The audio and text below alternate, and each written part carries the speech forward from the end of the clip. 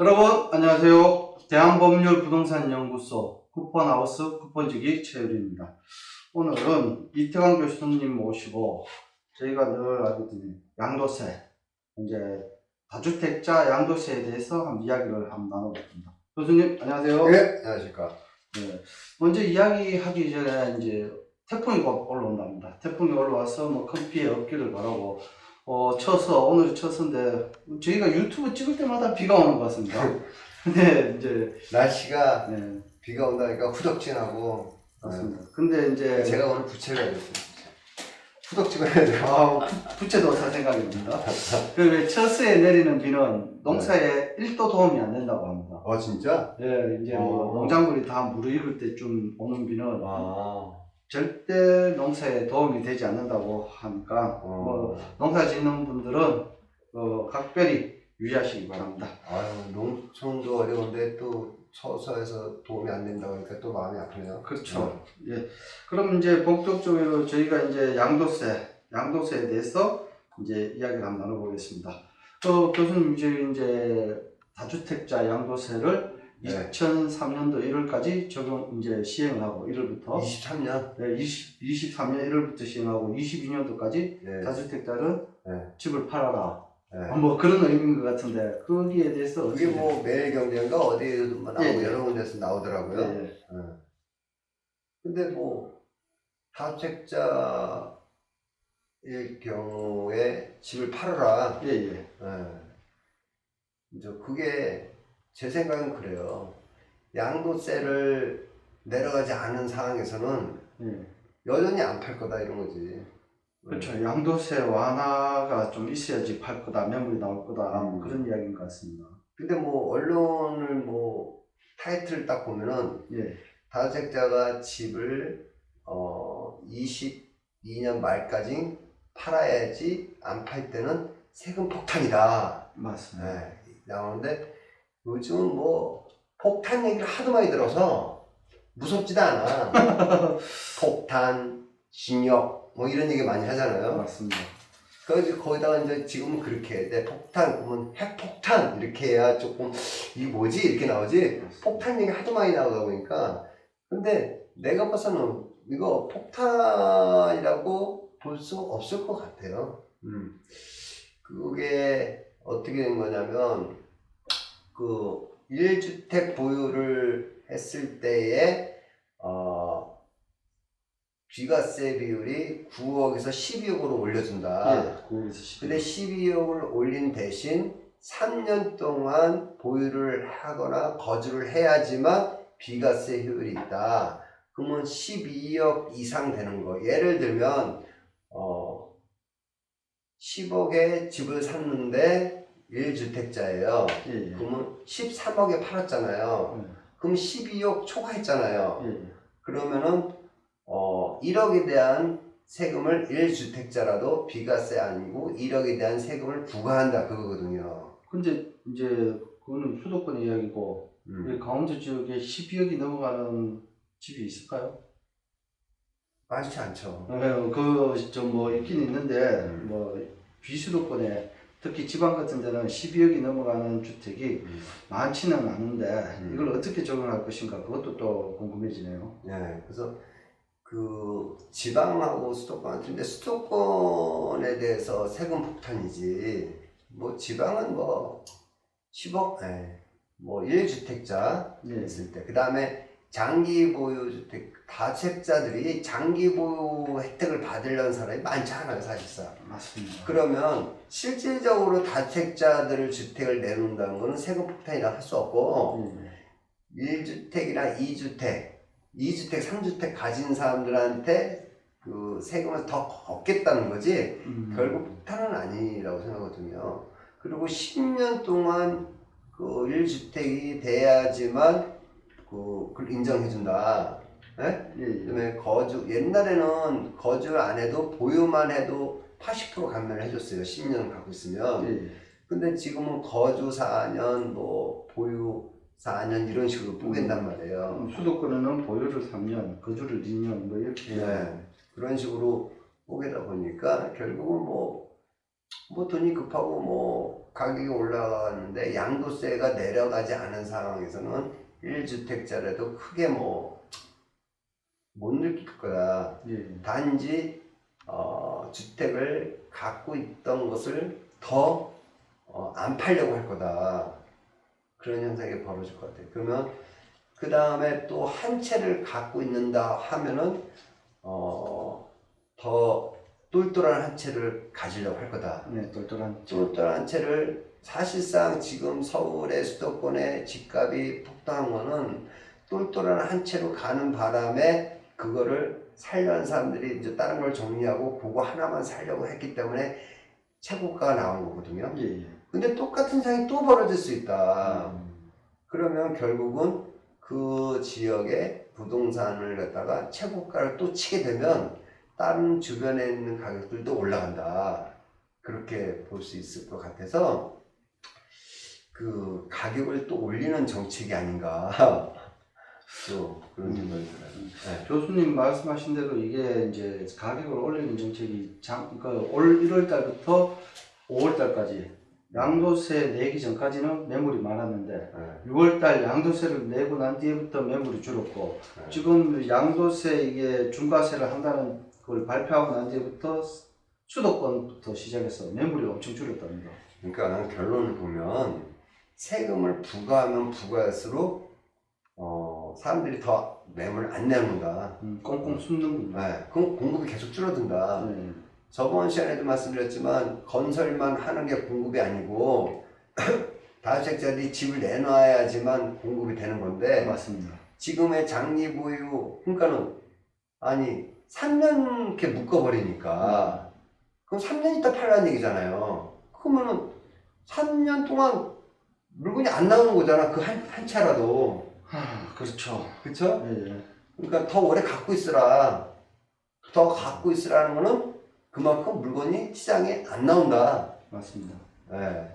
그래서 이것도 또 하나의 부작용으로 예상이 된다. 네? 그 다음에 또 13억, 그러니까 9억짜리를 12억으로 올려놨잖아요. 예. 혜택을 준 거를 누가 줬어요? 정부에서 이제 9억짜리 12억으로 비과세 혜택을 줬잖아요. 예, 맞습니다. 그럼 3억 더 비과세 조건을 더 줬네요. 근데 대신 기간을 더 오래 잡은 거죠. 맞습니다. 그리고 1주택자가 됐을 그때부터 옛날 10년 전에 산 거는 10년 그 인정하지 않는다. 다른 집을 다 팔고 한 채가 됐을 때 그때부터 다시 10년이라는 거야. 네? 맞습니다. 그리고 그만큼 또 기간이 묶여 있는 거거든요. 그럼 내가 팔고 이사를 간다. 일단은 팔지 말자. 이사 매물이 안 나오는 거죠. 그러니까 지금의 정책이 이사도 못 가게 하는 거야. 그 다음에 똘똘한 채를 또 사람들이 사게끔 만들어 놓고, 그 다음에 똘똘한 채를 갖다가 어쩌다 내놓으면은 그게 고가가 되고, 이렇게 돼서 좀 이것도 또 하나의 부작용으로 나타나지 않을까 염려스럽습니다. 다주택자는 이제 집을 다 팔고 한 채가 되었을 때 네. 그때부터 이제 2년이 지나야지 비과세 조건이 주어지는 그렇죠. 네. 근데 10년 전에 샀던 20년 전에 샀던 간에 상관없죠. 집이 한 채가 딱 다 팔고 되는 시점부터 시작되는 거니까 그러면은 또 그 사이에 기간이 묶이는 거잖아요. 예, 맞습니다. 네. 그래서 묶어놓을수록 물건이 귀해지고 귀해진 물건을 갖다가 또 세금이 부과되면 또 가격이 올라가게 되고 이렇게 되는 현상이 아닐까 그렇게 될 것 같습니다. 네. 물론 교수님 말씀하신 대로 이 공급도 공급이지만 다주택자들이 갖고 그런 임대사업자를 갖고 있는 분들이 집이 많을 거 아닙니까? 그런 사람들 이제 매물들이 나와야지 공급이 좀 되고 그러면 이제 수요자들도 어느 정도 해가 집값 안정을 찾는데 다주택자들에 대한 이런 완화 정책이라보다는 거의 뭐 징벌적 과세 수준에 가까운 이런 정책을 펴다 보니까 그런 분들이 갖고 있는 매물들이 잠김 현상이 일어나면서 점점 이제 부동산에 대해서는 압박이 오니까 집값이 조금 더 상승하고 매물도 없고 뭐 그런 생각을 각종 언론을 보면 대부분 하는 얘기가 이런 정책들로 인해 가지고 매물들이 줄었다. 전세뿐만 아니라 월세도 좀 줄었다. 뭐 이런 식의 이야기인데 이런 거 뭐 해결할 수 있는 방법이 없을까요? 해결하는 방법은 좀 이따 얘기하고요. 예, 예. 우선 저도 그게 좀 물음표가 뭐냐면 퀘스천은 뭐냐면 사실 2017년도 2018년도에 수도권의 부동산 가격이 5억 6억짜리가 10억 넘어갔고 11억 넘어가고 12억 넘어갔잖아요. 예, 예. 그러면 평균 5억 6억 7억 10억 이렇게 뛰었잖아요. 예. 그럼 그 사람들도 그 옛날에는 9억까지 비과세 적용했잖아요. 예. 근데 이거를 12억으로 만들어줬잖아요. 맞습니다. 부동산 가격은 5억, 6억, 10억 떴는데 비과세 조건은 3억밖에 안 올린 거지. 그렇네요. 집값은 맞죠? 집값은 몇 배가 더 올랐는데 지금 평균 네. 5억짜리 10억 됐고 맞습니다. 10억짜리 20억 됐잖아요. 네. 그러면 5억 이상 10억까지 뛰었잖아요. 예, 예. 근데 비과세 조건은 3억밖에 안 뛴 거야. 아, 그렇네요. 네? 예. 그러면 뭐 세금을 더 내야 되겠죠. 그렇죠. 세금 좀 더 내야 될 것 같습니다. 다주택자들 2022년 12월까지 안 팔면 세금 폭탄이다. 네. 제가 봐서는 세금 폭탄이 아니라 집값 폭탄, 상승 폭탄 할 것 같아요. 그럼 이제 저희가 이제 부동산은 이제 집값이 이제 점점 올라가고 그리고 좀 아까 그거를 잡는 방법 예, 예. 얘기했잖아요. 예, 예.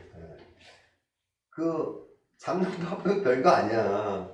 아까 얘기한 대로 비과세 조건을 12억이 아니라 15억으로 만들어줘야 돼. 아, 좀 더 높게. 네. 비과세 조건은. 그리고 또 그 기간을 이제 내가 집이 세 채 있었잖아요. 예. 그러면 세 채까지는 수도권은 기본세율의 30% 부과하고 또 두 번째 팔 때는 기본세율의 20%를 추가해서 내잖아요. 그렇죠. 지금 현행 그렇죠. 그렇죠. 예. 그러고 나서 한 채가 됐을 때에 또 3년 이상 거주를 해야 되잖아요. 3년 보유, 2년 거주. 해야지만 또 이제 혜택이 시작되는 거잖아요. 예.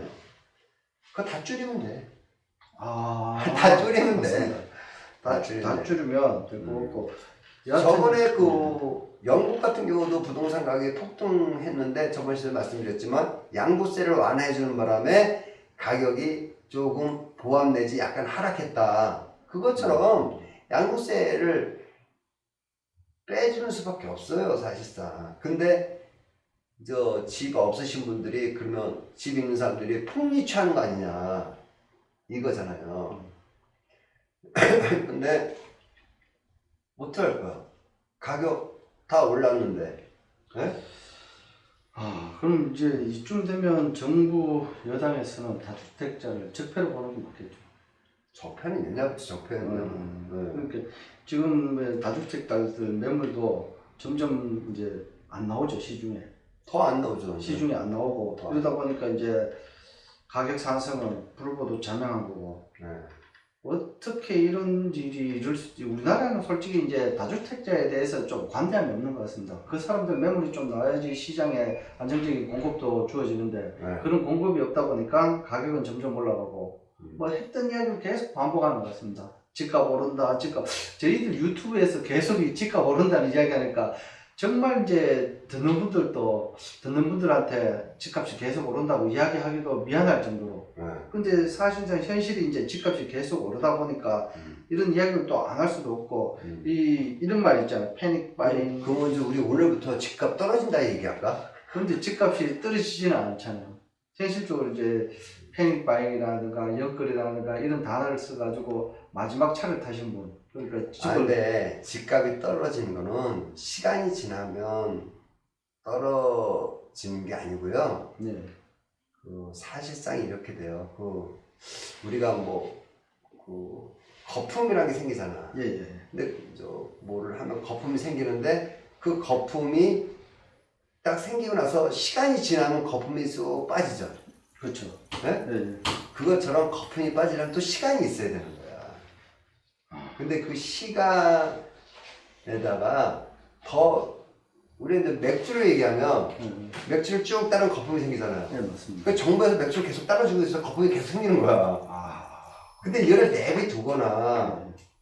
내비두면 시간에 따라서 점점 빠질 건데 빠지기도 전에 또 막 맥주를 부어야 되니 거품이 막 생기는 거죠. 근데 그 거품 빠지는 시간을 우리가 언제쯤 빠질 것인가를 측정을 해야 되는데 이미 거품이 너무 많은 거야. 우리가 맥주를 얘기하면 맥주를 딱 따르는데 잘 따르면 거품이 별로 없잖아요. 맞습니다. 살살 뿌리면. 네, 네, 맞습니다. 살살 뿌리면 거품이 없잖아. 네, 근데 팍팍팍 뿌리면 거품이 반 이상 생기죠. 맞습니다. 맞죠? 네, 네. 맥주 좋아해? 아, 근데 적절한 비유인 것 같습니다. 근데 이거를 폭탄을 맥주를 갖다가 빡 따르니까 거품이 2배 생긴 거예요. 네.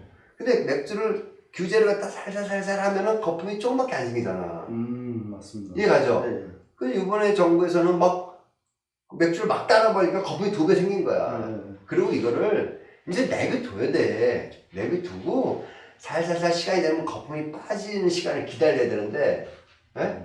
그 시간은 빠지는 시간을 기다리기도 전에 이제 다음 정권을 또 생각해야 되잖아. 그러니까 또 붙는 거지 뭐. 저는 뭐 그렇게 또 생각을 합니다. 어쨌든 비유가 어때요? 맥주와 거품 이야기가 적절한 것 같습니다. 맞잖아. 그 맞습니다. 막 부으면 거품이 막 2배 생기잖아. 그래서 거품이 생겨 지금. 근데 그거는 시간이 지난 이거를 확 불어 제껴서 거품을 없애지 않는 이상 그 거품은 시간이 지나야지만 빠져요.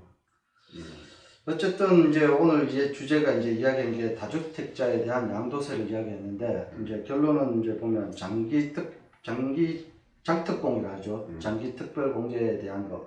이게 이제 가산일 기준이 취득 시점이 아닌 1가구가 됐을 때, 주택이 하나 했을 때부터 이제 그때부터 취득 시점으로 간주한다. 그리고 이제 9억이던 게 12억까지 됐다. 뭐 그런 내용인 것 같습니다. 교수님 오늘 뭐 아까 얘기한 대로 그 20년 전에 샀어도 다 팔고 한 채 남았을 때부터 시작이잖아요. 그렇죠. 그리고 또 수도권에 우리 강원도는 그렇게까지는 오르지 않았는데 예. 수도권에 5억, 6억, 10억 이렇게 올랐잖아요. 근데 그 주택 그 비과세 적용했다가 3억, 12억에서 3억밖에 안 올렸잖아. 예. 집값은 5억 이상 올랐는데 맞습니다. 공제는 3억밖에 안 올린다. 5억 올려줘야지 공제를. 근데 우리 강원도 우리 이제 대한법원적 부동산 연구소 쿠폰 하우스 강원도 얘기를 주로 하는 우리 쿠폰 하우스잖아요. 뭐 강원도는 뭐 비과세 12억을 올렸기 때문에 비과세 받는 사람들이 옛날보다 좀 더 많이 혜택이 있지 않을까. 그렇죠. 비과세 이제 12억 이상인 집들이 상대적으로 수도권보다 적으니까. 그리고 또 하나는 이런 게 있어요.